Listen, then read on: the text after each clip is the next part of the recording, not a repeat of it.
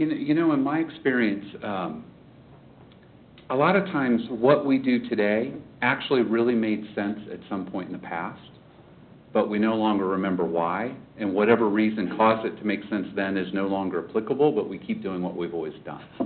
And maybe that's just age. I've got less hair and more of it is gray than when I first started, but I think what I've learned is a lot of times I don't get too hung up on right or wrong. I always ask, is it functional or not functional? Because many times what we do was very functional at some point in time. Many times when somebody starts to go line item by line item, there was a reason, and it was probably appropriate at that point in time, but then it became our skill, and then it became our habit. And before you know it, we're wed to that. And sometimes it just takes a simple reminder and a different process to open up. We can actually do it a little differently. I'm a big believer. I probably spend about 80% of my time facilitating strategic planning. I've done it for governments. I do it a lot for privately held companies. I do it for a lot of nonprofits. I will tell you, planning in government and nonprofit is by far the hardest, for exactly the reason that Ben said. It's a favorite phrase of mine, that there's always more good to be done than resources to do it at any one given point in time. And what makes that's true in the for-profit world too. There's never enough resources to do everything you'd like to do. But the difference is in nonprofit and in government, the goods we want to do seem to have a moral edge to them. It feels almost impossible to imagine we can't do them all and all at the same time. And so in that quandary, we don't make choices. We don't prioritize in the short run. Over the long run, we have to advance all those things forward, but in the short run, you can rarely do all of them all at the same time. You've heard the difference between the pie charts and the iceberg. You ever heard that analogy for time or budgets or anything else? You draw a big pie, and you can draw slivers in the pie. And then when we have another need, well, we just draw another sliver, right? I have a large family, and my family is a large family. When we have birthday parties and too many relatives show up unexpected, pretty soon you divide the slivers far enough, no one's satisfied with their piece of cake. And I think that's what happens when you budget like that and you don't make hard choices, is your slivers get smaller and smaller and less satisfying for anything. A better analogy is the idea of an iceberg, right, sticking out of the water. And whatever, you have to make choices between what's important to you. And at some point there's a water line. So the things above you fully fund things until you run out of resources. And then when you do, you've got your next list, right? Whatever's below the water line doesn't get funded. And oh, by the way, if we take something from below the water line and put it on top, what happens to an iceberg?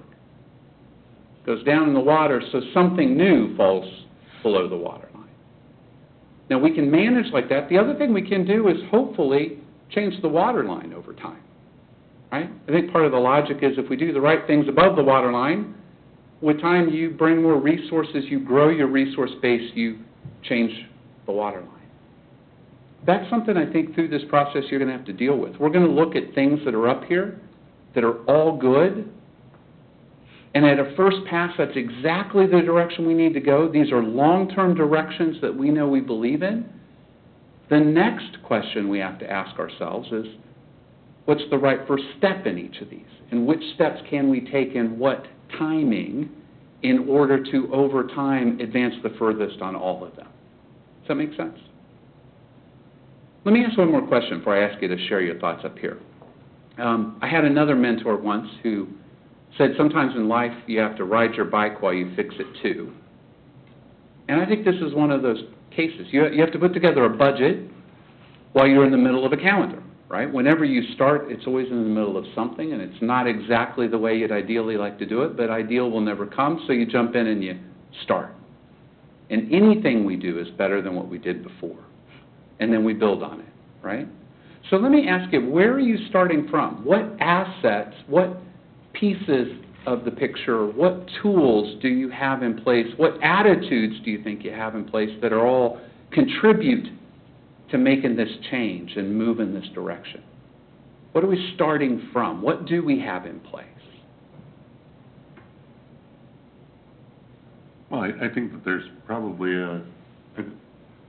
some of the things that, I think it starts with, in some cases, things that we don't have in place.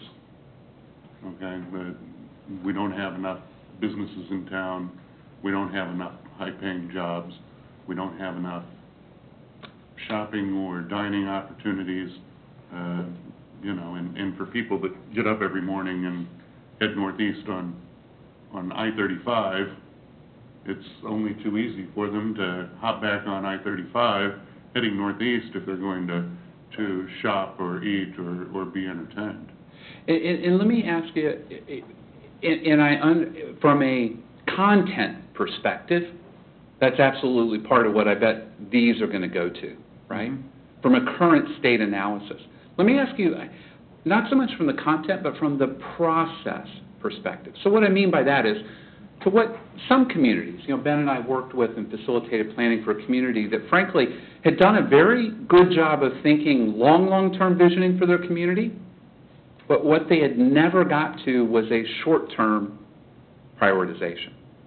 So they kept talking about the big picture that they all firmly believed in and had been articulated without any near-term goalposts that help make short-term tactical trade-off decisions.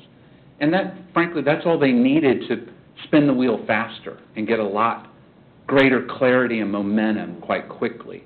Sometimes people have short-term senses of what they're working on, but they've lost sense of the big picture of where it all needs to get us to in the end. Sometimes communities have, I don't want to say split personalities, but different identities. The little suburban community that I live outside of Wichita, and we're a suburb that part of us thinks we're just a piece of Wichita, and part of us remembers when we were farmland. And so we're a community with different identities trying to figure out what we want to be when we grow up. So I mean more from a process point of view. Do we have a sense of the longer term? Do we have a sense of the shorter term? Do we have differing identities that we need to bring together? How would you characterize where you're at in your process of thinking strategically as a community?